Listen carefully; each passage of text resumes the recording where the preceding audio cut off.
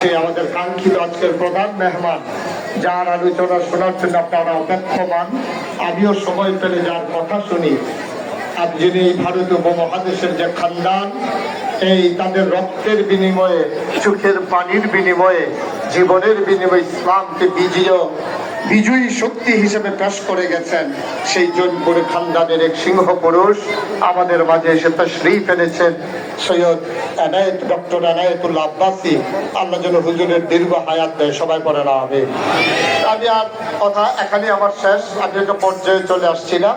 আমার শেষ কথা হলো এটাই যে আপনি যখন ইমানের পথে অটল থাকবেন, নবীজিকে প্রস্তাব দিছিল কয় দফা বা কথা বলা কয় দফা, নবীজিকে গ্রহণ করছেন।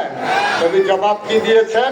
ডান হাতে সূর্য দেওয়া যাবে, বাম হাতে চন্দ্র দেওয়া যাবে। খোদার কথা, যদিও বা পারো না, তোমরা পারবা না জানি, যদিও বা সূর্য দেওয়া যায়, চন্দ্র দেওয়া যায়, কিন্তু এক আল্লাহর পথ থেকে আল্লাহর এই গোলামকে চুল পরিমাণ সরানো যাবে না। সুবহানাল্লাহ বলবেন না? সুতরাং আমরাও যারা আজকে ইমানের পরীক্ষায় পড়ে গেছি, আমরাও যারা আজকে ফিতনা ফাসাদের জমানায় এসে নানান দিকে আমাদের লোভ দেখা দেয়, আমাদের হিংসা দেখা দেয়, আমাদের ভিতরে আমাদের কাছে বিভিন্ন হুমকি ধমকি আসে, আমরা